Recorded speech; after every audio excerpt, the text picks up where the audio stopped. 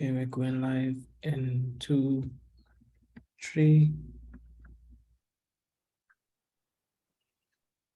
Hi, and welcome. Hold 1 second, please. We haven't started.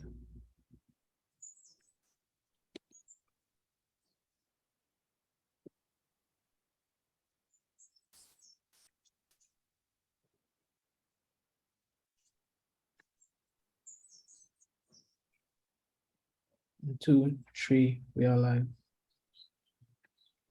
Hi, and welcome to all those in attendance. Welcome to today's webinar, hosted by the HEU, the Center for Health Economics, in collaboration with the Department of Economics, as well as the Youth Economic Forum and the Economic Society of the University of the West Indies. Today, we'll be discussing the topic of coping with the post-COVID-19 pandemic health and economic environment, in particular attention to a youth perspective on the current labor market challenges and opportunities.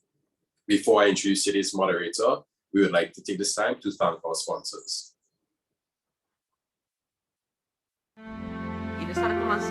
My grandson feel he was a big man before he reached secondary school, telling me about new gadgets to make life easy. But he busting up the food his granny cook with her 2 hands. And Kern's a good boy, I know. I raised him. I know he doesn't like seeing me work too hard. He worries. Before I had my first heart attack, he was excited to live near his university campus. So I felt guilty when he decided to live at home to take care of me. And getting to class and back, he would travel, he said. But I got him a little car anyway, much safer.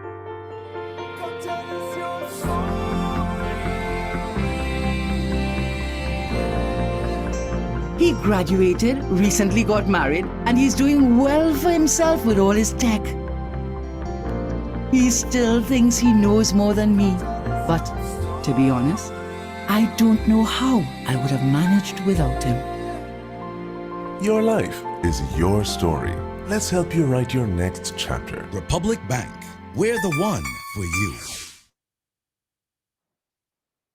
Thank you again to our sponsors. Now, ladies and gentlemen, our moderator for today's proceedings. She is a new graduate from the University of the West Indies with a Bachelor in Economics and a minor in Environmental Economics. She's a passionate young leader and very involved in economics, politics, and diplomacy. She has worked with many governmental organizations and many civic societies to exercise this passion. Ladies and gentlemen, 2-time youth parliamentarian, former president of the Economic Society of the University of the West Indies, and a former TNT youth ambassador to the United States of America, Ms. Ruquyyhah Scott.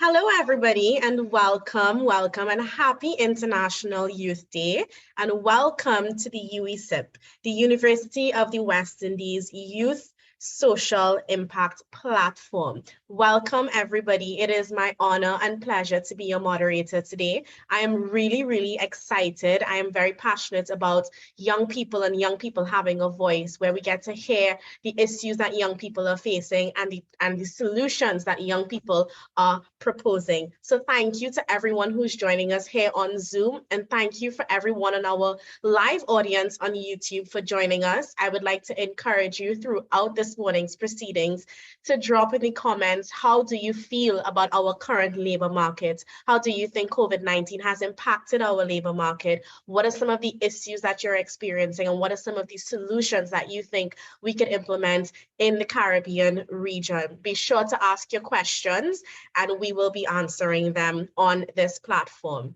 So before I get into, our amazing lineup, I would now like to invite a very special person from the HEU Center for Health Economics, Ms. Halima Ali Sisbani.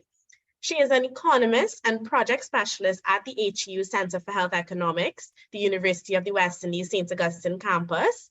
And she has over 15 years of experience in conducting research regionally.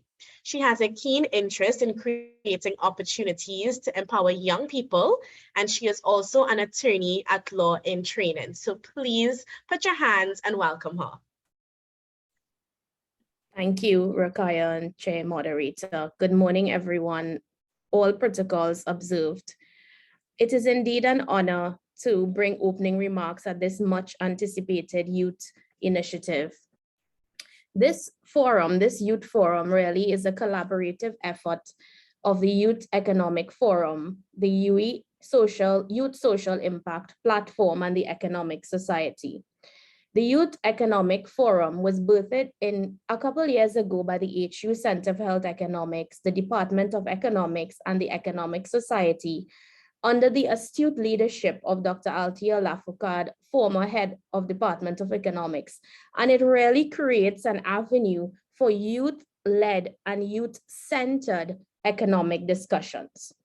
Now, the UWI Social Impact Platform is another initiative by the HEU Center for Health Economics, which really seeks to give a more prominent voice to young professionals, bringing to the fore economic as well as social issues that they believe impact them or can impact them, but more so creating the opportunities for young professionals like yourselves to be considered in the decision-making process. Kailash Satyarthi says, the power of youth is the commonwealth for the entire world. The faces of young people are the faces of our past, our present, and our future. We, the collaborators, we share this view as well. Young people, and you all can attest to this, young people want us to listen to them. Young people want us to include them. They want us to engage them. They want us to invest in them. And they want us to consider their perspectives. Now, all of these, we have brought them together and they form the tenets of what the Youth Social Impact Platform is based on. The HEU Center for Health Economics, and by extension, the collaborators, the Department of Economics and the ESU, are committed to ensuring that our young professionals are given that opportunity to forge ahead. At this time, I would want to recognize the sterling contributions of all the collaborators that I just mentioned, and not forgetting our sponsor, Republic Bank, in ensuring that we have a successful session today. I invite the members of the audience, you, the persons, the young ones, the professionals who are listening in to us, to post your comments, actively participate as we work together, hand in hand, to bring and to empower the next generation of decision makers. Thank you and all the best for a successful session.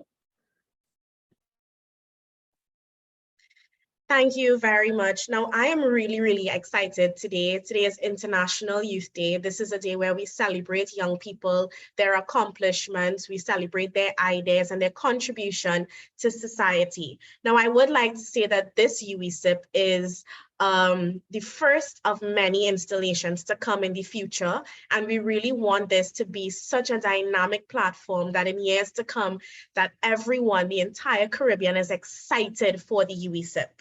I would like to reiterate that the UWI-SIP, we are proudly associating with ourselves with the young, vibrant people of the Caribbean region. And we are a non-political and non-partisan platform. So we invite and welcome objective and knowledge-based discourse so that we can critically analyze today's pressing issues to generate effective solutions. We want objectivity, we want the intellect to spark through, and we invite all young people to take part. So now I'm going to get straight into our panel discussion, and we have our first presenter hailing from the beautiful island of Barbados, Ms. Chade Smith. She is a 20-year-old goal-oriented UWI student pursuing her undergraduate studies in economics and accounting, and has a passion for service and enjoys volunteering whenever the opportunity arises. She is the current president of the Young Economists Association and is a UWI Report ambassador. Along with having a love for service, she enjoys politics and debating on different issues and is a youth parliamentarian and former Pink parliamentarian. In her spare time, she enjoys watching the proceedings of the Parliament of Barbados and spends quality time with family and friends. She lives by the philosophy that anything worth doing is worth doing well. And she strives to put her best foot forward and give her very best to everything that she does. Chade is also a member of the Caribbean Youth Environmental Network, which allows her to gain more knowledge and provides volunteer opportunities as she has a severe interest in climate change and the environment. So ladies and gentlemen, please put your hands and welcome Ms. Chade Smith, and don't forget to ask your questions in the chat.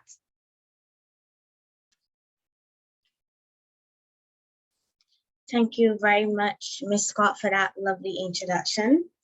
Before I get into my presentation, I just want to say how happy I am to be a part of this program this morning, especially on this significant day, International Day of the Youth. I think that we can't offer solutions if we don't involve the youth. So it's always a good time to be invited to the table to have discussions as it relates to the youth.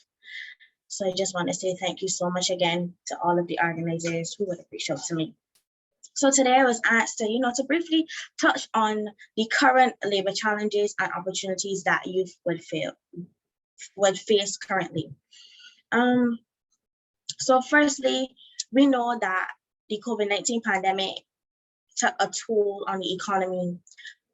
It was stated that it was one of the greatest job problems since the Great Depression. So back in 2020, the youth unemployment rate dropped by 8.7%. That is something very significant.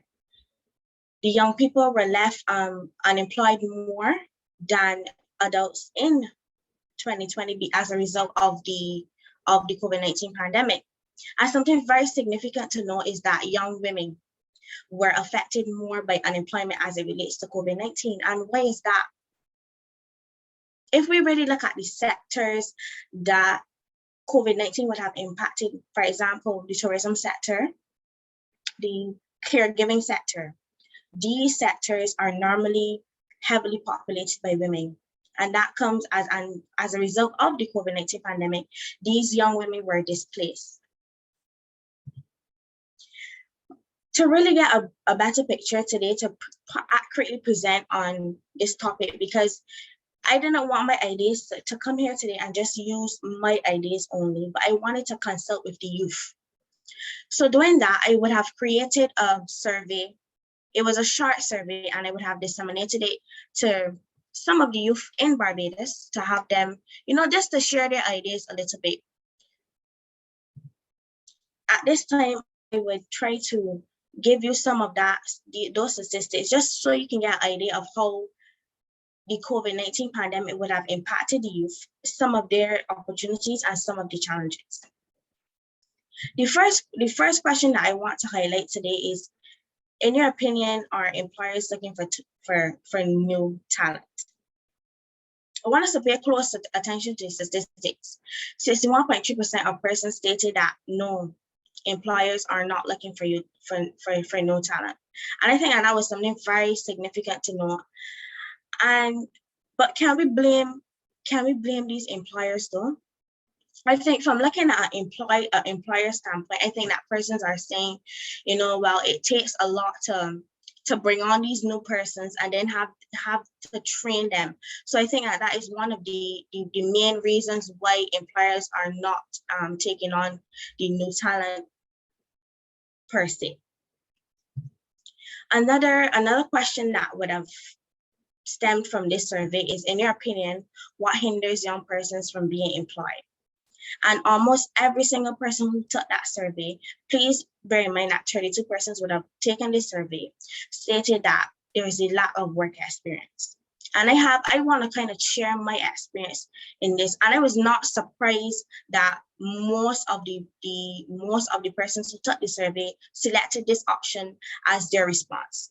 Because every single time you go on a platform to look at a job, to see if if you're even interested in a job, one of the main things that you see is 2+ years minimum in the field. A university student, somebody that just graduated from university, would not have that much experience. And I just want to share my story as it relates to this. But this year, I because of this, and I was looking at the different job requirements and stuff like that. I keep seeing this, as I mentioned before, this 2 years plus. You need to have this 2 years plus, etc., for you to be even consider the job. I said to myself, Chade, you have to go and get a job now, because by the time you get your degree, you may not be able to have a job, to get that job, even though you have worked so hard and you probably obtained honors and stuff like that. So what I did was I went and I decided to have a job, and that took a significant toll on me as a young person, because then that created opened a whole other can of worms, because now we were not just looking at youth employment, but we were also looking at the mental health and the mental state of the youth, and me being the youth. So that is one of the ways that, one of the main things that are hindering young people right now, the lack of work experience, because you have the qualifications, you have the references, you have the knowledge, but then you are seeing that you need to have 2+ years in this field, and I think that that is something that is very, I think that is a little unfair to young persons, because we just coming off of university, we're not going to have that experience, so I think that persons need to be a little bit more understanding and try to, yes, we know that it's going to be hard. It's easier to go and see that a person that was working in the field for more than 5 years, but the only way that you in your environment and your company can have new ways, new innovative ways, is if you really take on these persons and take on these new persons. Training will not last forever. You can train them for about 3 weeks and then put them in the workforce. Training will not last forever. Another question that was asked, are Barbadian companies hiring more or less? And 90.3% of persons said Barbadian companies are hiring less. And why do you think they are doing that? Based off of what I said before previously, it's easier for you to go and get a person that was working in the field for 5 years rather than coming to take somebody that now graduated university and putting them in an environment, because then it's more taxing on companies who would have sustained the COVID-19 pandemic.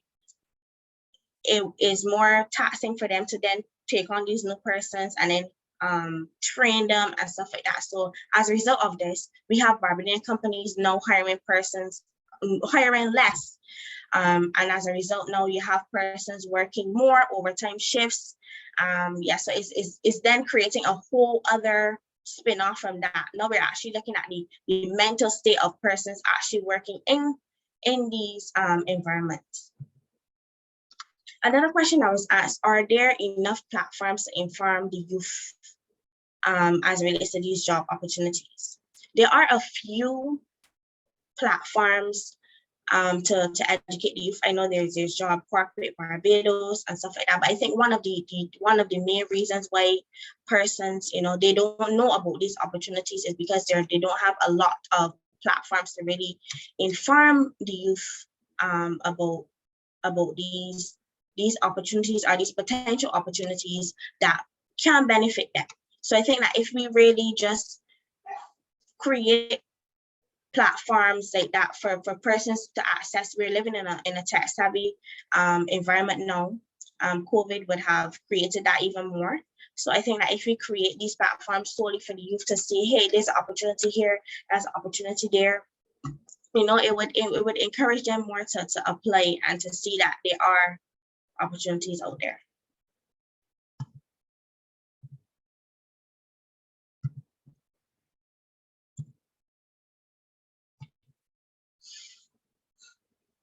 It would be unfair of me to highlight all of these negatives and challenges without stating that there are opportunities for the youth out there.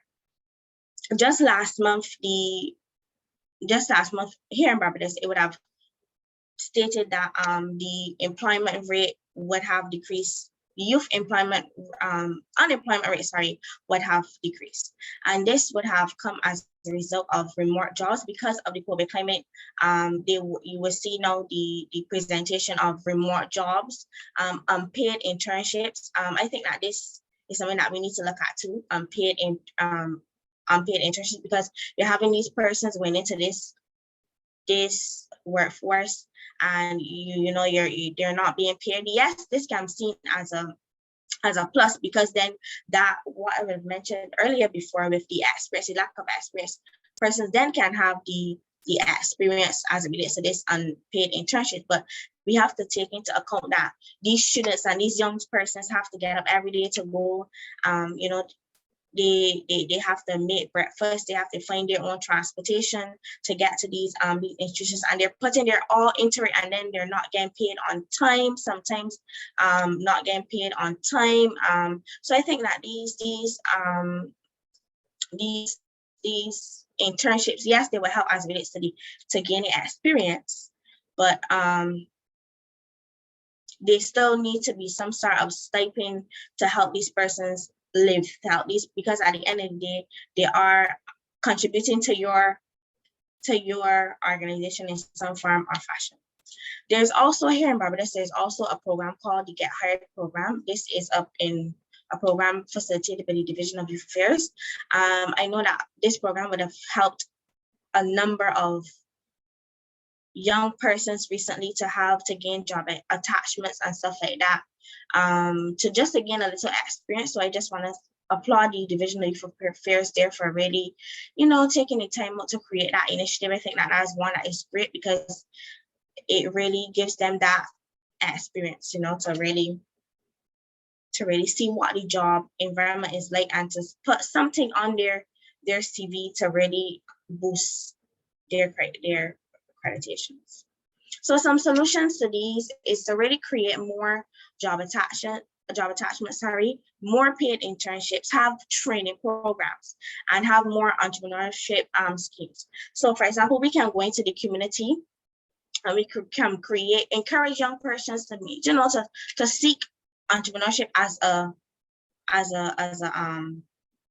way of a means of making some form of income.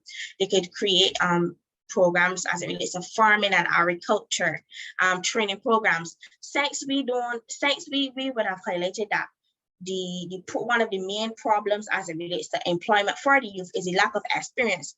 Why not go into the secondary schools and create programs where young persons at that age can have, probably for the summer vacation, intern at this organization or something along the lines that they're studying, something along those lines, just to give them that experience, so that when they actually do get that degree, so that they don't have to be worrying about experience and stuff like that, because they would have had experience through these programs. Job attachments, like I would have just said, more paid internships, because like I would have highlighted before, these young persons still have to live. They are contributing to your organization in some form or fashion. So they do need to have some form of income to properly take care of themselves, to ensure that they get the job done. So here, and this is the end of my presentation. So I just want to say thank you so much for giving me the opportunity to speak today, and just to highlight some of the issues that the youth are facing.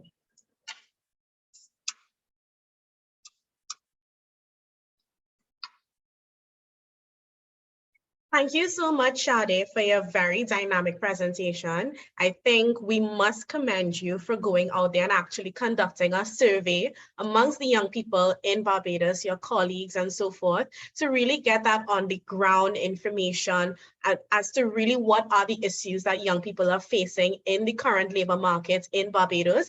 And I think, utilizing that method, we were able to get, some excellent information And we really love how you touched on how the pandemic really affected those sectors that employed majority of women, such as the tourism and caregiving sectors. I think that is extremely important when we discuss the impact of the pandemic. Not only did it affect, businesses, but how did it affect people? How did it affect us intersectionally, looking at men, women, children, boys and girls, looking at age groups and so forth. So we really, really commend you for being so thorough and so in depth about your presentation. And I just have one very small question for you, just based on your presentation. I know one of the feedback from one of the questions was that there are not enough platforms really where young people can have access to information for jobs. And sometimes I feel as though we face that same thing here in Trinidad. Sometimes people are just not aware.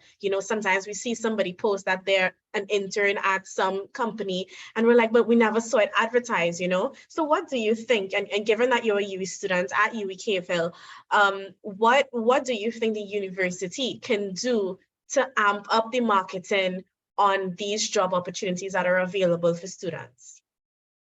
Thank you so much for that question. That's actually a really good question.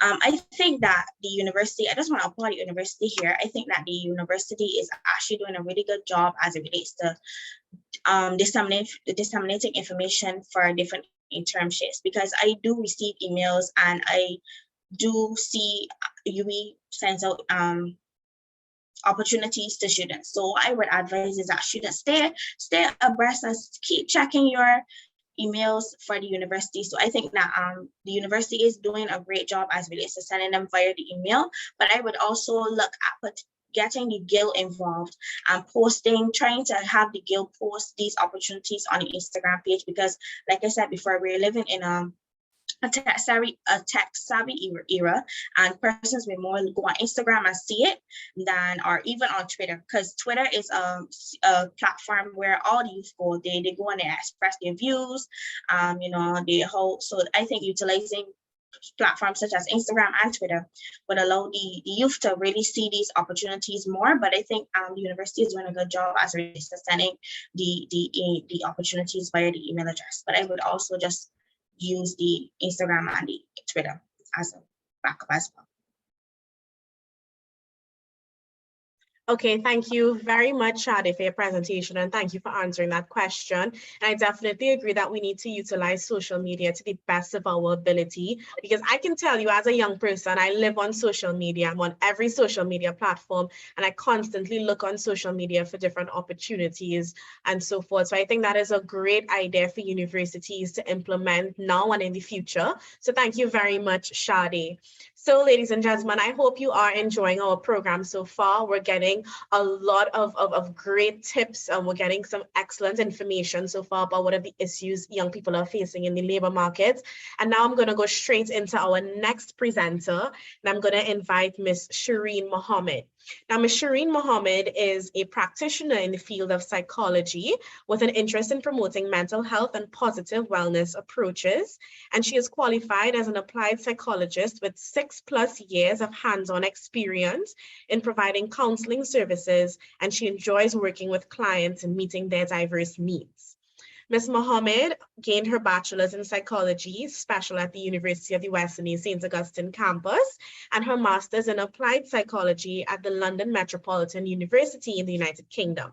She is also certified in solution-focused brief therapy and continues to pursue continuous professional development training in the areas of grief and trauma. As a program psychologist within the Ministry of Labor's On the Job Training Division, Ms. Mohammed provides level 1 support and intervention services for Ojt trainees, assisting in their development of positive coping mechanisms and strategies in managing emotional and behavioral issues impacting their performance and well-being during their period of training.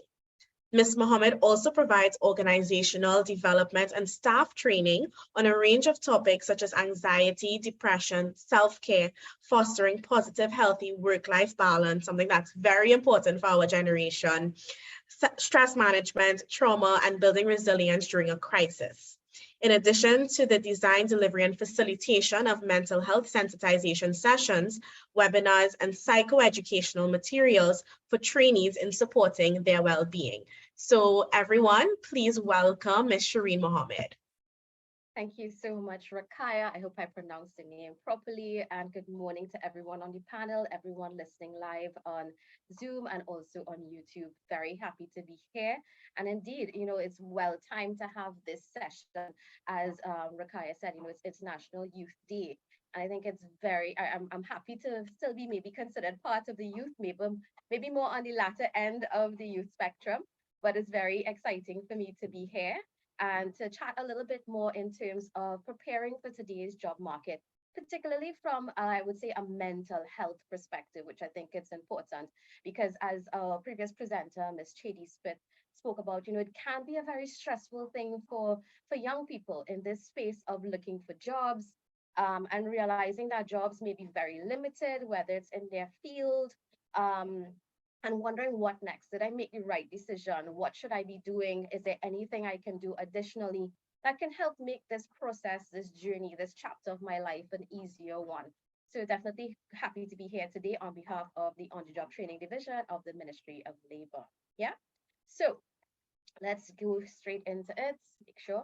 So in looking at this topic of preparing for today's job market, a quote came across for me while I was doing a little bit of reading, and it's from the Director General of the World Health Organization.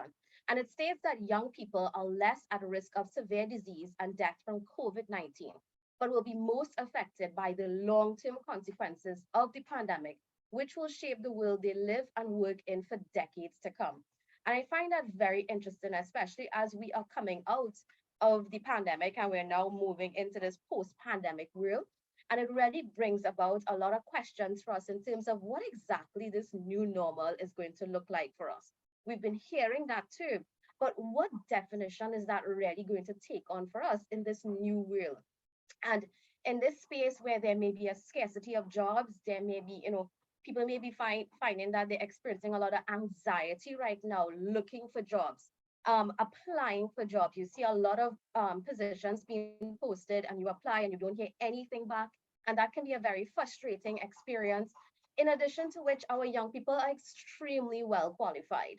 So you're competing in a pool where persons have degrees on top of degrees, they have certificates, they have all these different things. So it's a very fierce competition market. So you have to figure out, what am I going to do? How am I going to compete and stay agile in this job seeker pool where I can stand out and still manage my mental health in the process, because it is a very exhausting process. I've been on that side of the table already in terms of looking for jobs and wondering, when am I going to get that call back? When am I going to get that acceptance letter that I literally feel I can just breathe a sigh of relief, like, yeah, it made a lot of sense right now. And what I would like for our job seekers, our youth to focus on during this time is take it a step further when it comes to developing yourself and developing your skills. And when I say that, I want you to especially focus on your soft skills. In 2019, LinkedIn's Global Talent Trends, they surveyed around 5,000 talent professionals globally. And what they found from around 91% of employers is that soft skills are the in-demand skills that employers look for. Unfortunately, even though these skills are in demand, it's very hard for them to find when they are recruiting new employees.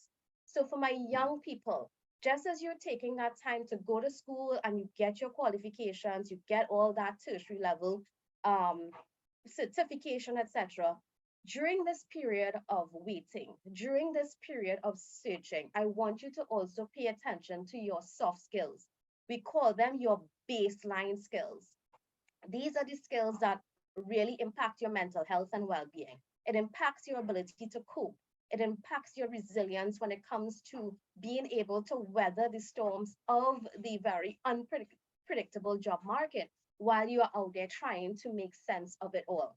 So this is your time for you to really sharpen the saw, sharpen your toolbox when it comes to your soft skills and how you can develop that. Or you may know it not just as soft skills, but you may hear about the terms such as your emotional intelligence. So these are the things that you want to pay attention to, because this is what employers look for.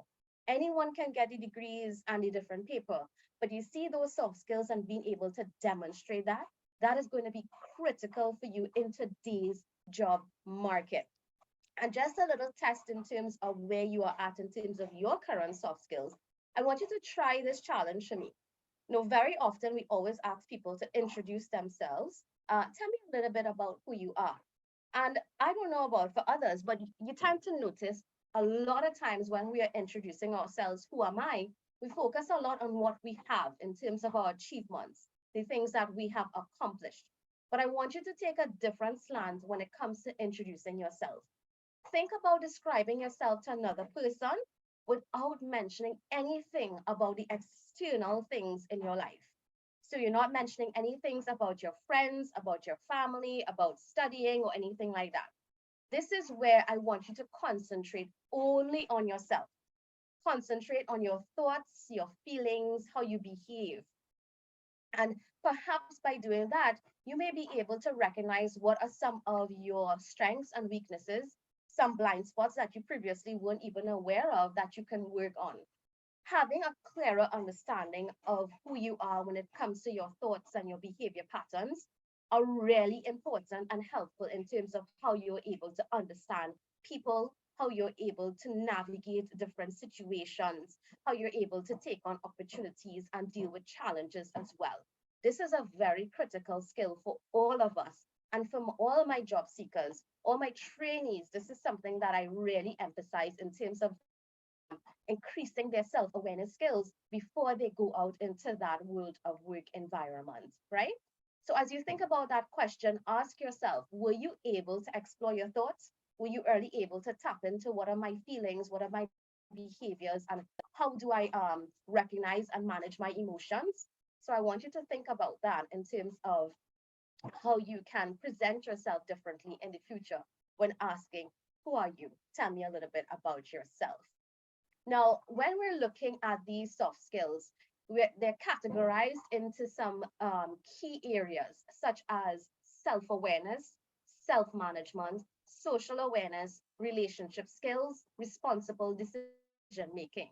So these are how the social and emotional soft skills are correlated or they're translated into the work environment in terms of that ability to form and have a positive attitude, that ability to be flexible, the ability to be confident and to be creative, because self-awareness is all about your ability to recognize and understand your emotions.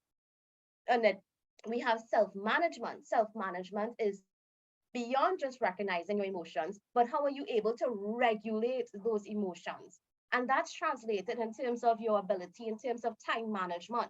So if you know you struggle with time management and you are applying for 8 to 4 jobs, you have to ask yourself, how am I going to prepare myself to be at work for 8 o'clock or maybe just before 8 o'clock, because I know time management is an issue for me.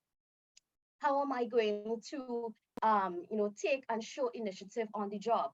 How am I going to be detail oriented or adaptable and those type of things when it comes to self-management? When it comes to social awareness, how am I in terms of navigating in different spaces? And when it comes to respecting individual differences, cultural sensitivity, or respect for diversity. That's a very big word for us now when it comes to, looking for employees who have that understanding and respect and are able to work with different people based on cultural backgrounds, religious backgrounds, and those type of things. What are your relationship skills like in terms of your ability to write and communicate orally? And I know because many young people are very much on social media, but you also have to be mindful sometimes for some persons that being online all the time can also affect how you communicate. It can affect in terms of the social cues. So pay attention and make sure that you're still sharpening the sword when it comes to your traditional writing and oral communication skills. I have young people, they send me emails and they use all the shorthands. And while I'm able to understand it, remember that, your audience is diverse and that may not work in every setting. How are you able when it comes to communicating? Do you get nervous? And if it is you find that you're getting nervous, what are you doing to challenge yourself in order to sharpen that skill a little bit more? What are your listening skills? And that's very important as well. Not just only thinking about responding and talking, but also taking that time to listen is really critical when it comes to a relationship skill in the workplace as well. And responsible decision making, it's another core competency when it comes to those soft skills, those social emotional skills. How are you able to demonstrate integrity, honesty, critical thinking? If you see someone within the workplace doing something that is a little bit underhand, are you going to be the one that also contributes and say, well, if they're doing it, then I should be able to do that as well? Or are you going to stand firm in terms of, no, this is wrong, and even though that person chooses to do that, I am going to stay with what I know in terms of that seat of integrity and honesty. When it comes to something as simple as filling out your timesheets and being honest in terms of, did you go to work today, or those type of things. How are you able to demonstrate critical thinking and being able to analyze and come up with solutions? So if there's a challenge, you're not just going to the manager or supervisor, but you're also going with a possible solution or two to show that you are also taking initiative.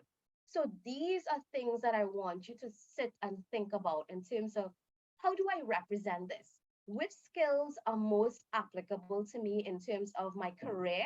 And which ones I need to really sharpen up a bit on, because this is what is going to increase my ability to maybe be more standout, to be more competitive in today's job market. So these are some of the skills I want for you to pay attention to when it comes to preparing for today's job market, and not just only focusing on the technical skills, those professional skills, but also your personal skills as well. This is critical. This is what is going to give you that edge, okay? Now, because there's an understanding that while these skills are in demand, these are the skills that employers look for. Trust me, these are the skills that are going to leave a lasting impression on others.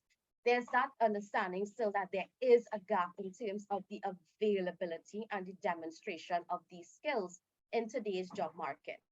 So this is where I would say, the OJT comes in terms of, how do we mind that gap? How do we create initiatives and opportunities to help fill that gap for young people, for job seekers, so that when they go out into that job market, in terms of them being able to get and secure permanent employment, that they are well-rounded individuals. And I see the on-the-job training program as a way of creating that integrative training to work pipeline, where these social and emotional skills can be embedded into trainees, so that they become a very future-ready workforce consisting of persons who have that social and emotional learning competencies that are valued not only by society, but they're valued by the workplace as well. And at the on-the-job training division, something that we take very importantly, beyond just placing trainees into work experience, is also their personal development. So we take a very whole person approach. And our trainee development unit is a big part of that in terms of programming to provide trainees with professional development, continuous professional development training in areas relating to coping with stress, managing uncertainty, dealing with anxiety, and a host of other mental health and wellness topics, dealing with conflict, learning to navigate, different work environments. So developing our trainees from the inside out is a very important thing for us. And it's things that we do ongoing via our orientation seminars, via our exit seminars as well. So trainees who would have completed successfully their training period, they are able to benefit from an exit program that helps them in terms of, okay, what next? How are you going to manage dealing with change in terms of going from a trainee and you're probably in the space of looking for a job? What are some of the things that they need to be aware of? So our exit seminar also helps when it comes to training our trainees as well. There's also, providing trainees with ongoing wellness seminars, and we do that on a quarterly basis to provide them with mental health and wellness information. And of course, for trainees who may be dealing with challenges navigating the workspace, or just dealing with challenges in general based on their personal life and how it may affect their ability to successfully function within the workplace. This is where I come in as that program psychologist to help those young people in terms of developing positive coping strategies that they can continue to flourish, they continue to function effectively within the work environment. So I see the program as a way of creating that pipeline in terms of not just supporting trainees when it comes to getting that much needed work experience, that experience that the Ms. Smith spoke about, but also that personal development experience, that whole person development experience, which is really important. So we're really putting out there persons who are ready to go into the workforce that are developed professionally and personally. Yeah. So just to give you a little bit of insight in terms of the on-the-job training program, it is a pre-employment program for persons between the ages of 16 to 35 years of age. So that's a pretty wide gap when it comes to providing opportunities for youth to get work experience. So whether you have no work experience or you have a little bit, you may have changed jobs and you need to get some experience in that new field, you're able to get that through the on-the-job training program.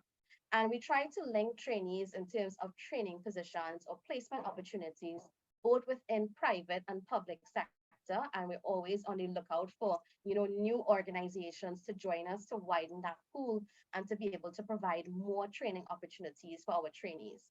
Trainees are usually based on 5 qualification levels. So it's from level 1, where you have your CSEC craft level training, up to persons who have level 5, which would be your postgraduate degree level training. It's a 24-month training period, so it provides you with a significant amount of experience on the job, which is approximately 2 years. And it's the hope that at the end of that 2-year period, you are in a better position in terms of better tools and better developed to go out there and be much more competitive in today's job market. And overall, I think at least around July of this year, we have currently approximately just about or just over 4,000 trainees who are part of the on-the-job training program.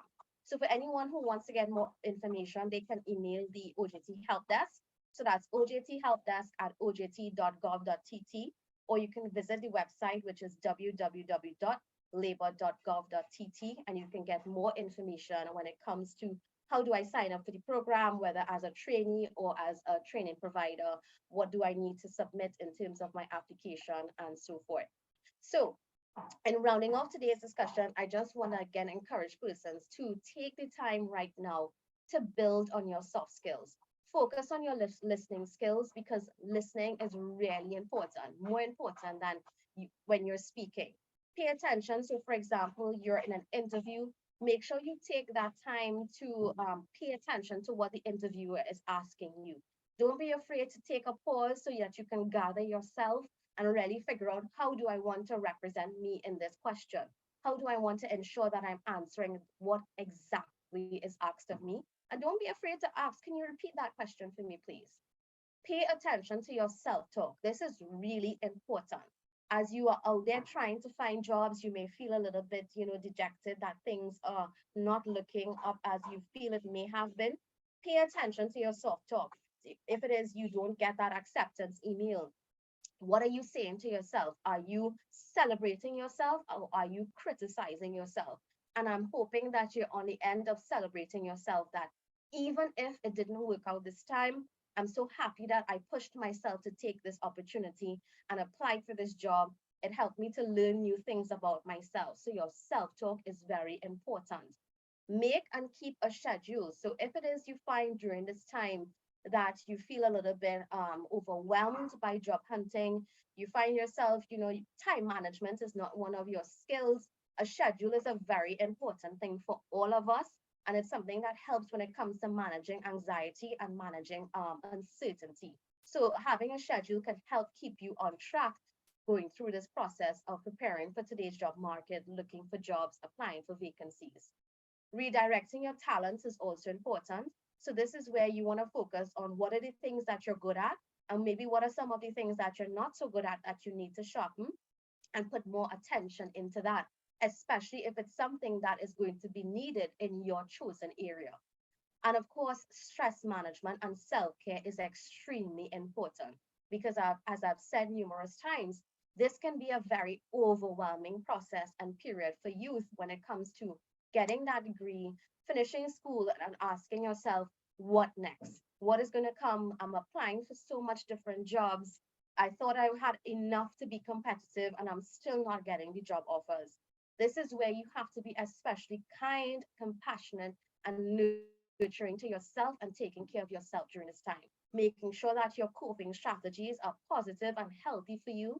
And they're not just those feel good strategies that feel good in the moment, but really don't help you when it comes to really taking care of yourself from the inside out. So your stress management, your coping strategies are very helpful. And I want to leave you with a coping strategy that you can add to your toolkit today that helps you to increase your ability for mindfulness. And this is very helpful in terms of boosting your personal self-awareness. It's something that you can do to start or end your day. And I want you to just think of the lovely flower of a rose. When you think of that rose, you can, ask yourself, what are some of my positives? What are some of my strengths? What are some of the things that I'm good at, or any major highlights or high points of my day to day? And then you want to think of a bud, because it's important not to just look at the positives, but to have a very open perspective. So when you think of the bud, think about what are some potentials or opportunities that existed within my day that came up for me. Is there anything that needs growth, that needs nurturing? Is there anything I'm most excited for?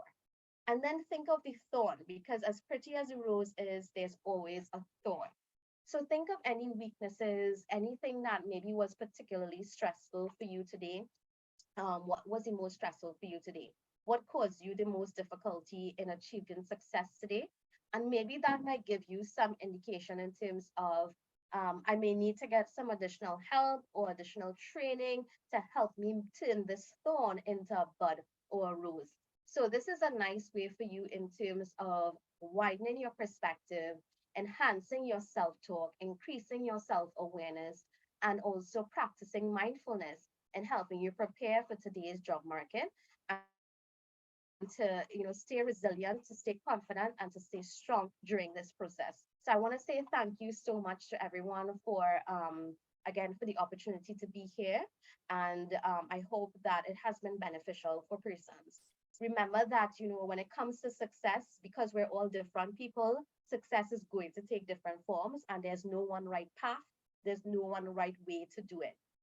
So your skills and your drive can lead to success, but that's your soft skills, that emotional intelligence. Building on that is what is really going to help elevate your career to greater heights and get you where you need to get. All right. So thank you so much, everyone. Have a great rest of your day. Bye.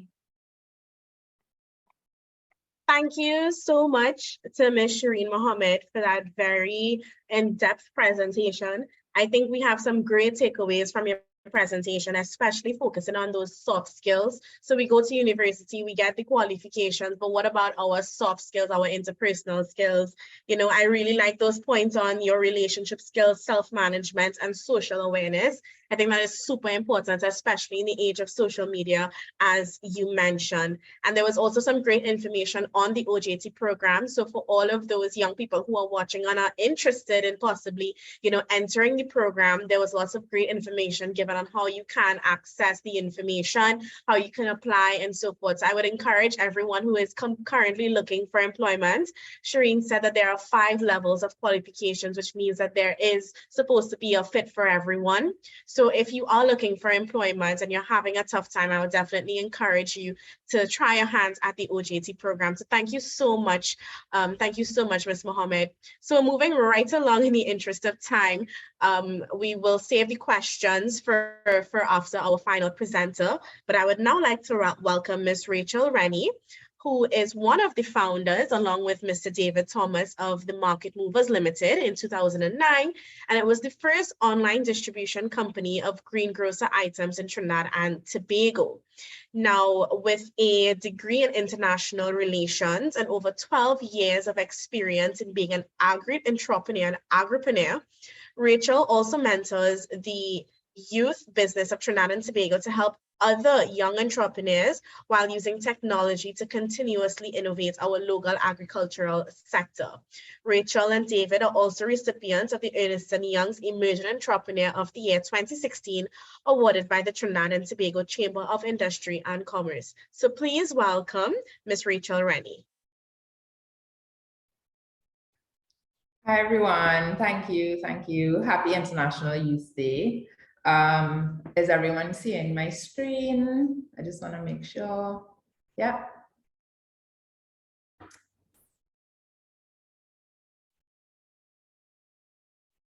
Yeah.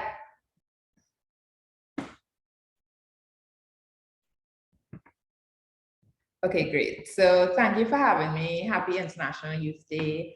So as the presenter, Ms. Scott, would have said, I am the co-founder of The Market Movers Limited, and we were founded in 2009. So I was a youth when I started this business. And just to prove it, this is literally David and myself. And as you can see, the timestamp, date stamp at the bottom, 2009. Back then, we used to have cameras that would do that. But this is just to show you how long we've been on our journey and how long we've been doing The Market Movers Limited.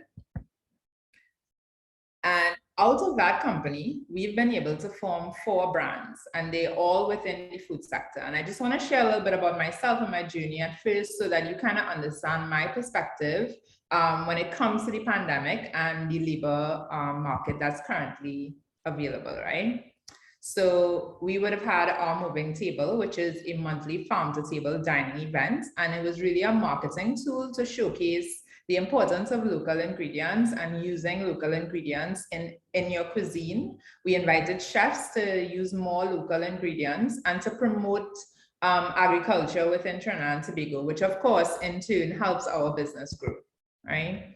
So The Market Movers, we're an online platform. You visit themarketmovers.com. I invite you all to follow our pages. And you can shop online and have all your grocery needs delivered straight to your door. We are specialized in fresh produce. We focus on healthy, safe, organic produce. And we wanted to bring health and convenience to our customers, right? So you can see, where the energy of our company is fun, it's vibrant, it's focused on nourishing the Caribbean landscape, preserving our Caribbean way of life, and promoting just using more local ingredients. And of course, we draw funny drawings on your bag when we pack it up. And yes, you can literally buy a breadfruit on the internet and have it delivered to your door. This is an example of one of our boxes look like. Next, we have our brand, which is Farm and Function Limited, and it's the only locally grown frozen fruit product on the market. We sell and distribute this nationwide in Trinidad and Tobago, and we also export to regionally to Barbados and a few other countries, right? And we really wanted to, again, create a product that represented health and convenience, that reflected our core values, and you can literally get frozen pawpaw, pineapple, passion fruit, guava, mango. We take it straight from the field, we process it locally, and it's sold on the grocery shelves to make smoothies, cocktails. We also compost a lot of our organic waste when we process, and this is then turned into compost for farmers. So our focus is really preserving that Caribbean food, Caribbean energy that comes from the food that we eat, right? And we're focused on doing that, on making sure that the grocery shelf has products that are locally made. And lastly, our other company is Market Movers Design, which designs for food brands in Trinidad and Tobago and across the region. So these are examples of packaging design we would have done. We really want to help other local brands look good. We work with a lot of young entrepreneurs to help them develop their branding, their packaging. And these are just some examples of, really innovative local food products that we would have worked on in helping their packaging and branding and things like that, right? So I just wanted to share a little bit about myself as we dive into, unpacking the I was told that my perspective is a success story on overcoming labor challenges today, right? And I just wanted to define what success is. And ideally, when you look at success, yes, we would have won Emerging Entrepreneur of the Year. And when you see success, when you think of success, you think of these moments, right? You think of these winning moments that your business would have, accomplished things. This was David and myself, launching the first click and collect store. We had a first physical space where we could actually have customers come in and collect their orders already packed up. And just showing you, I recently did a talk in Belgium, at the European Development Days, talking about my business, talking about the work that we do, and working with other countries to see how they can replicate that there. And again, success can look like that. But for me, success comes from within, right? It comes from what the aspect of that satisfies you. So for me, packing boxes, I still sometimes pack boxes. And I'm very passionate about bringing health and convenience to our customers. It is, and promoting local foods, giving customers an alternative, rather than eating what's just imported or what's just put on the shelves for them, but giving them something different that they can experience. I mean, right now we have Kashima, Sugar Apple, Chade. We sell all these local amazing products on our website, and customers can access it, once it's in season or available. And again, success for me also comes from my customers, right? So if you go on Google, you'll see we have a pretty good rating on Google, and happy customers is my measure of success, right? These are things that guide our company, that guide us along our path. And understanding what is the meaning of success for you is really important for you to along your journey, all right? This is one of our farmers, Kathleen. She's an organic farmer. Again, this is a measure of success for me, seeing our farmers, creating markets for our farmers, creating access to markets, getting reviews for them. They're so proud of what they grow and they want to feel valued and things like that, right? Another measure of success for me is data, that we are heavily data driven. We're guided by, what people are shopping for, what people are looking for on the internet. We use that data to really satisfy our customers. And you can see our company is very data driven because we're an e-commerce platform. And because of that, we have access to that data. Another measure of success for me is growth. And growth doesn't always have to mean increased revenue or necessarily, making millions of dollars. For me, growth is literally if you add one more product to your portfolio, if you went from 10 customers to 15 customers, if you were able to sell, 5 pounds more of whatever you're doing, 5 more packs, right? Or changing the mindset of your consumer. And I think these are the growth can be measured in your own way. And just in terms of us, we were able to grow when we started in 2009 from 10 customers to over 10,000 online customers, from 10 deliveries to over 500,000 deliveries made, from 1 pound of food sold to over 1 million pounds of food sold on the internet, right? And when we first started our business, the loans officer literally told us no, because Trinidadians would never buy food on the internet, right? Fast forward to 14 years later, we just sold 1 million pounds of food over the internet. So someone else's no does not have to be yours, right? Don't let it counteract your yes. Find your yes and find those measures of success that will guide you along your way.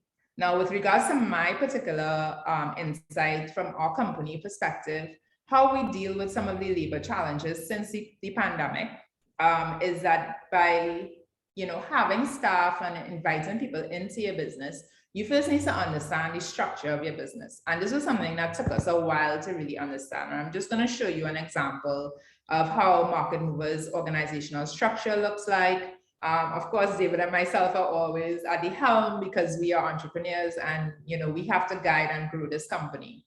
But particularly for market movers, because our focus is, we're an e-commerce platform, design and digital marketing is really important. So we have to have someone who can design, who can create, all those amazing images that you saw before, and really sell our product, because we're not a traditional brick and mortar store, right?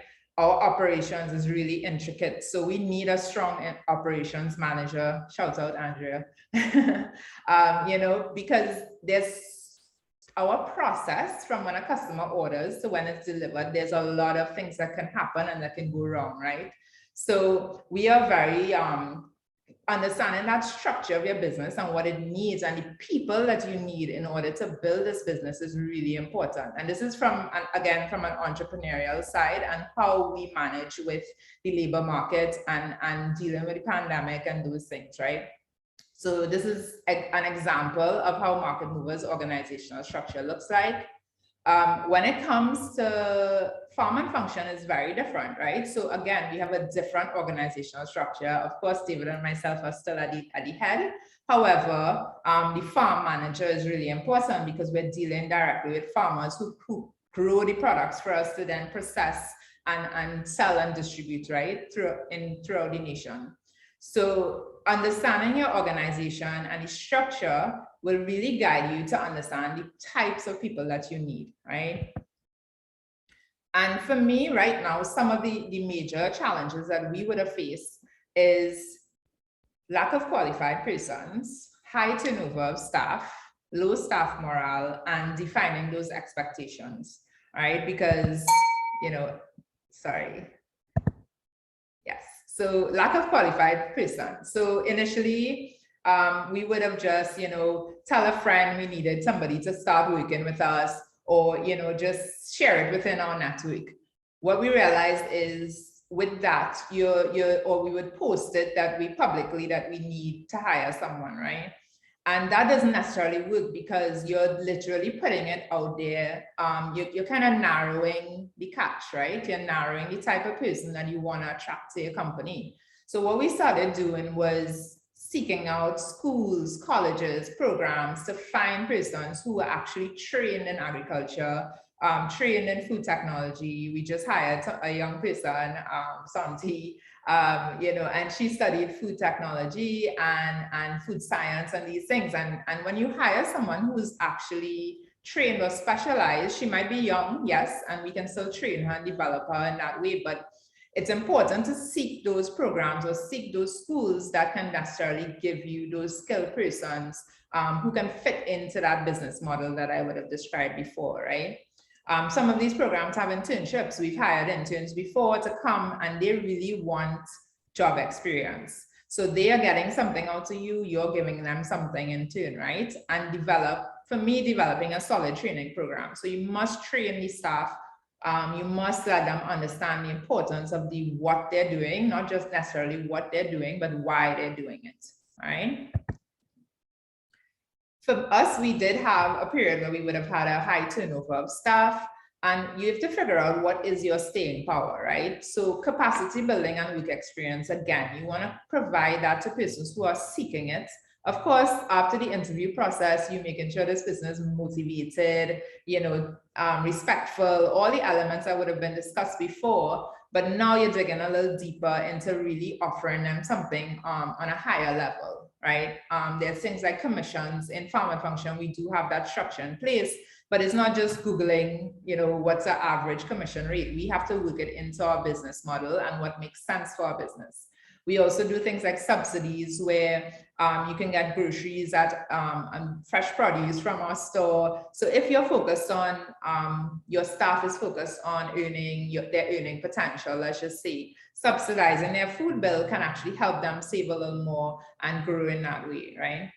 Performance reviews. So performance reviews are it's not meant to be scary. It's meant to open communication between you and your staff, right? So we do it in order to, let them know what we need and also for them to let us know what they need.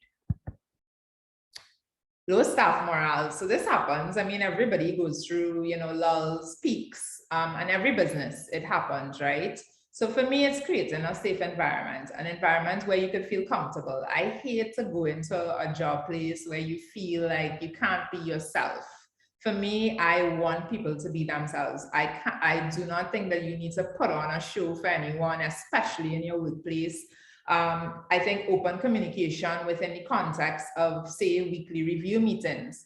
So you need to create an environment where you can have this open communication and celebrating occasions. And that's also for the individual staff as well as for the company. And you have to celebrate those things.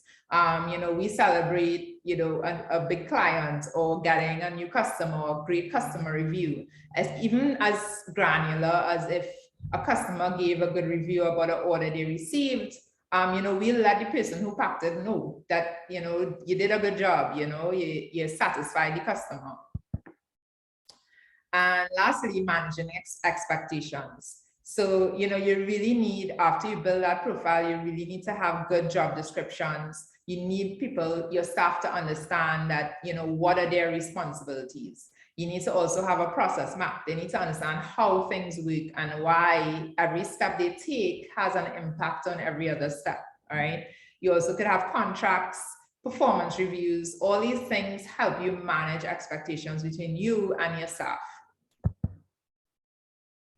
And I mean, this is a picture of our staff, and I mean, 2 of them are not with us right now. We have other staff who came in, but again, one was a chef. He was coming through, working with us, getting job experience. And the point is, you want to create that environment where people can feel happy to work, and that's part of your brand. That's part of your branding. It's not just the customer you should be concerned about. It's about your team and everyone who's involved in your business. So that's it. Thank you so much, and we'll answer any questions at the end. All right, thank you so much, Ms. Racheal, Renie, for that wonderful success story. We really wanted to highlight the fact that even though there are challenges with the COVID-19 pandemic, there are still opportunities that are out there. There's still, room for people to become entrepreneurs, to make something of their own talents and their interests and something, or their qualifications, what they have studied. So thank you so much, and also for the insights on how your organization works, what you all look for in employees, and what are some of the challenges, that you all face. So thank you so much. And now we move into the Q&A segment. We're going to keep it around 15 minutes because we are strapped for time, but we have some excellent questions that came through, and I'm gonna go down the line, right? So one of the questions that we had from Cherene Mohammed, someone wanted to know, is it possible that the Ojt program only open to citizens of Trinidad and Tobago? Or is it open to, allowing, other persons as well who may not have that citizenship status in Trinidad and Tobago to apply for the program? Yeah. Thank you so much for that, Ruquyyhah. For my awareness, I would say it's a program for nationals at this point in time. Don't quote me on it, but what I can say is in terms of the application process, what persons are going to need are their academic certificates. You're going to need your national ID card and birth certificate. So that should give you some indication in terms of whether you can apply or not. You're also going to be needing a resume and a utility bill, preferably no older than 2 months old. That will give you that proof of address. And if you don't have that utility bill in your name, then you need to get someone who can give you that letter of authorization validating that that's your proof of address. So I hope that helps. Thank you very much. I have a question here from Chade Smith, actually. In your presentation, you spoke about how the pandemic exacerbated the unemployment situation. This person wants to know, do you think, in your opinion, especially how the pandemic exacerbated youth unemployment, do you think, on the flip side, it incentivized the importance and facilitated the growth of entrepreneurs?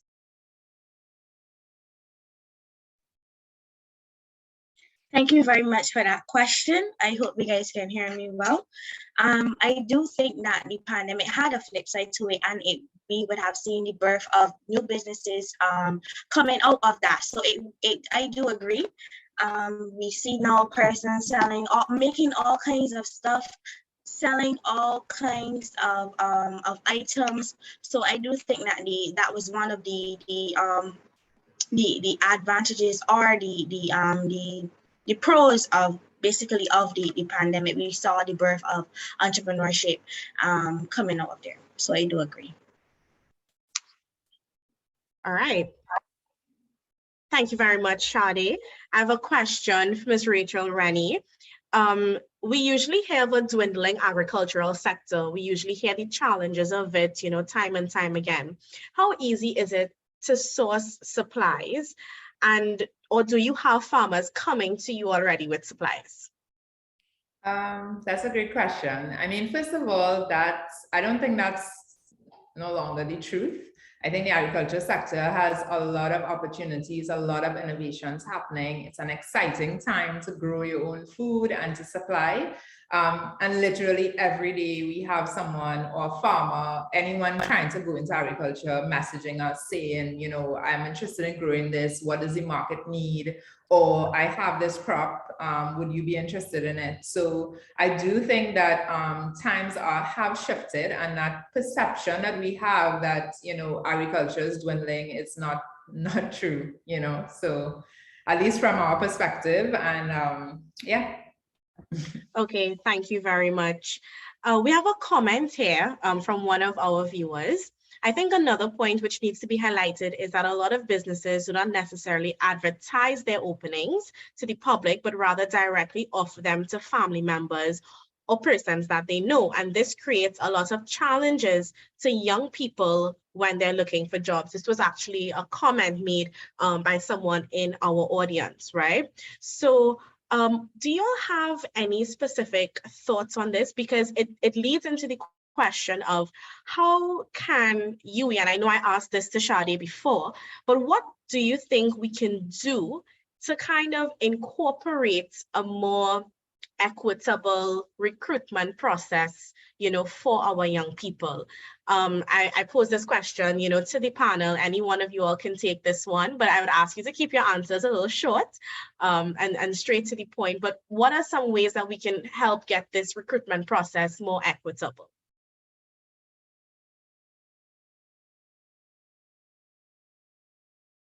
All right, no takers. So I'm going to suggest that, Cherene, can you go first?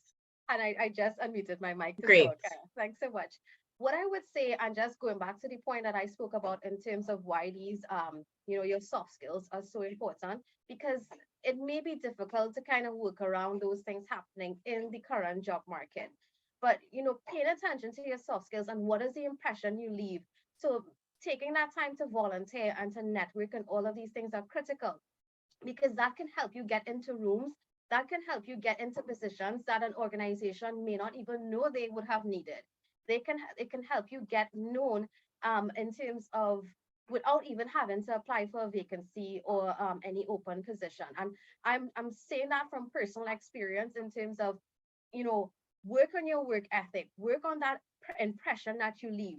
Don't just think, okay, that's not my job, that's outside of my purview, that's outside of the experience that I want to have.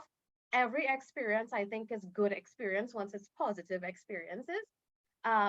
So that is important. So that can open doors for you, and the power of, networking yourself on social media platforms and participating in forums like this can be very beneficial. So you may be seeing a name, and then it may be correlated to an organization that you're applying for. And that can help get your name into the room before you even set foot into the room. So I would say it's very important for our young people, again, to focus on those soft skills when it comes to how you network and leave that lasting impression on persons. Okay, thank you very much. Now, throughout the presentations, we've touched on time again that the experience is really lacking. And I mean, realistically, someone who's just graduated will have limited experiences. And sometimes I think that, there should be businesses that at least give an opportunity, because if you don't employ me, how am I going to ever get the experience, right? But besides the experience, Racheal, I want to ask you this question. As an employer, right, including employing young people, are there any shortfalls other than the fact that, the lack of the soft skills or work experience you've noticed in your employees in particular? And perhaps this can shed light to possibly some of the other areas that us as young people need to work on. Right. I think for me, it's for our business particularly, it works because we're in technology. So I think young people, this concept of young people not having experience, yes, they may not have that hands-on experience, but their knowledge base and insight into what's happening in the world it's very vast. And sometimes I feel like they're more connected to what's happening on the ground. So that's a huge advantage for a business like ours, right? I think in terms of hiring young people, for us, I like having the ability to shape someone because I do mentoring, molding them into, their truest potential. And I think that first job experience can either traumatize you or it can, leap you forward. And I really want that our business is a platform for that. So I think there are a lot of advantages to hiring young people. Of course, there's some disadvantages and the job experience, but in terms of the job experience particularly, I do think that you can tap into their vast knowledge and understanding of how the world works today. And that is a huge advantage for any company. All right, okay, thank you very much. I have a question again for Ms. Cherene on the Ojt program. It's 2 questions. What was the feedback from employers on Ojt Productivity during remote working? Because we know the pandemic really shifted how, traditional work. And were the Ojts able to demonstrate the required discipline to produce while working remotely? Okay, thanks for that 2-part question. So definitely, having to pivot when the pandemic came about in terms of remote work was a new opportunity for the program. And indeed, it took on flexibility in terms of trainees, depending on their work area, depending on the field that they're placed, to be able to continue with their training remotely, whether it's persons coming out on rotation, persons being able to do work remotely. And even for us at the Ojt program, it meant pivoting in terms of when it came to orientation sessions, not doing it in person anymore, but we're doing virtual orientation and exit seminars and collaborating and keeping that going. So despite the pandemic happening, we were able to maintain that continuity and consistency when it comes to trainees being placed and also to be able to get that work experience and for us to keep functioning despite having to social distance and deal with the pandemic. Okay, thank you very much for that. One of the other questions that we have is, okay, sometimes not sometimes, as young people, when we're in university, our time is really not, we don't have majority of the time in the world to have a job, 2, 3 jobs whilst we're doing schoolwork, right? And I'm sure Chade can, relate to this. A lot of the work that we do is volunteer based. We're volunteering as presidents, vice presidents of clubs and societies. We're volunteering on the Guild of Students. We're volunteering as Rotaractors in Rotary, Habitat for Humanity. There's so many, spheres that we volunteer. And what people sometimes don't realize is that volunteerism and employment is the only difference, in my opinion, is that when you volunteer, you don't get paid. But the work is the same, the amount of hours is the same, you develop the same sort of skill set. So I'll ask this question to Cherene and Racheal. Do you consider volunteer experience as valid work experience when you're looking at a resume of a young person?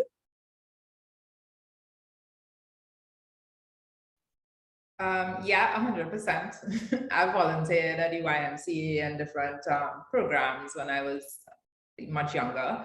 And I mean, yeah, the experience is still the same. I think the valuing yourself is important though. So receiving a salary does integrate that understanding of, okay, this is what I'm valued at. But when you're volunteering, I totally agree that it is experiences and it is valid. Yeah, I agree as well. If you feel that you don't have enough of that traditional or professional work experience, this is where volunteering opportunities really help you to fill the gap. And again, the volunteering is good for networking. It's also good to give you insight into the market that you're interested in terms of the jobs and the different types of personalities that you may have to navigate and work with. So it really gives you a nice introduction and an all-rounded view in terms of, okay, getting that work experience, even if you're not getting paid, but getting some exposure into the labor market, that's going to definitely be helpful on your resume. Okay, thank you very much. And this is our last question. I'm really sorry that we have to, cut it short. But our last question is, and I'll pose this one to Chade, seeing that, she is our, resident student here on the panel. Do you think institutions, whether that be the government, the university, etc., should incentivize young people to develop these skills and knowledge to be technologically competent to effectively compete in the technology-oriented world? Because the reality is sometimes we may not have the resources to go out and do certain courses. So should we incentivize this? I think we should. And another reason why I think we should too is because when we look at, for example, going back to looking at the job requirements, a lot of these employers currently are looking for experience in Excel, Microsoft Word, different platforms that we would need that is technological based. So I think that institutions should incentivize these what do I call it? These, what to say? How would you call it? These different technological apps and stuff like that. I think that we should, that would be a step in the right direction, because it's a requirement now. And we are living in the present. As a result of the COVID pandemic, they would have been heavily reliant on it. So I think that the institutions should incentivize these. Okay, thank you so much, Chade, and thank you to all of our three wonderful panelists here this morning, Chade Smith, Racheal, Renie, and Cherene Mohammed. We've definitely learned a lot from your presentations, and a huge thank you to our online audience for your amazing questions and very thought-provoking questions. I will now take this time to invite Mr. Joel Jordan from the Department of Economics of the UWI St. Augustine to deliver his closing remarks. Hi, good afternoon, everyone. Happy International Youth Day. I'm Joel Jordan from the Department of Economics, and I have been given this opportunity to give closing remarks, a vote of thanks for all of the collaborators in this event. And one thing before I start, I would just like to, as part of this event, we were able to do a social media promotion in which we are able to give 2 Amazon gift cards, which are sponsored by Republic Bank Limited. And we'd like to thank them again for their commitment to supporting events such as this.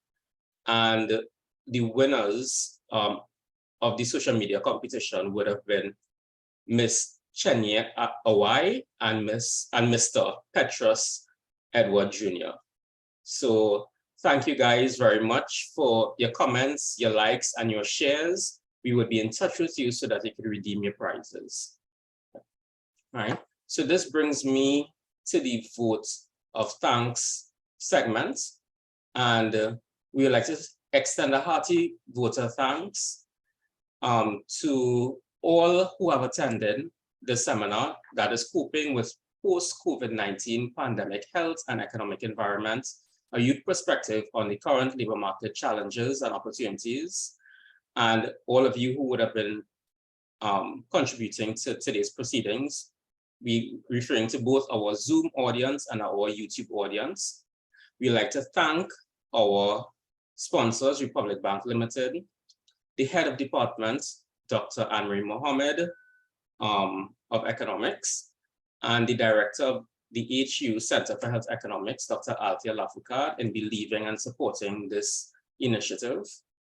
I would also like to thank all who brought greetings. That would have been Mr. Trey Richards, the president of the ESU, and Ms. Halima Ali Sisbain, who brought greetings on behalf of the director of the HEU.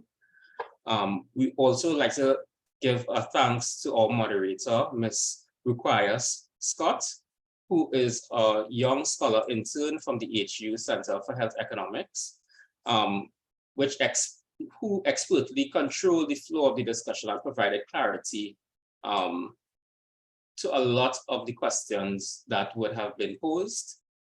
We'd like to, of course, thank our panelists, Ms. Chade Smith, the president of the ESU KFL, Ms. Cherene Mohammed, psychologist at the Ojt program, Ms. Racheal Renie, of course, who's the managing director of Market Movers Limited.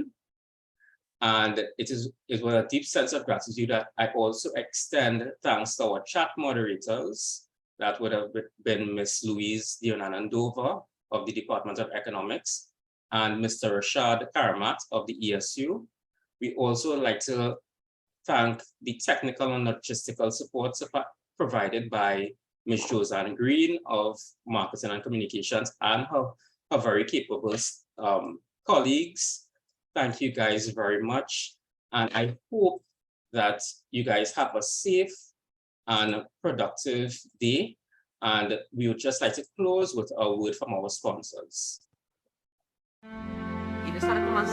My grandson feel he was a big man before he reached secondary school, telling me about new gadgets to make life easy. But he busting up the food his granny cook with her 2 hands. And Kern's a good boy. I know. I raised him. I know he doesn't like seeing me work too hard. He worries. Before I had my first heart attack, he was excited to live near his university campus. So I felt guilty when he decided to live at home to take care of me. And getting to class and back, he would travel, he said. But I got him a little car anyway, much safer.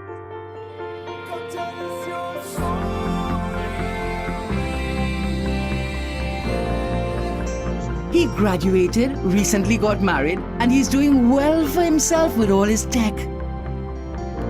He still thinks he knows more than me, but to be honest, I don't know how I would have managed without him. Your life is your story. Let's help you write your next chapter. Republic Bank, we're the one for you.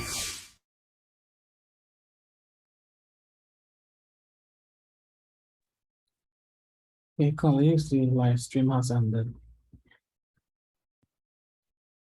Okay, thank you. Thank you.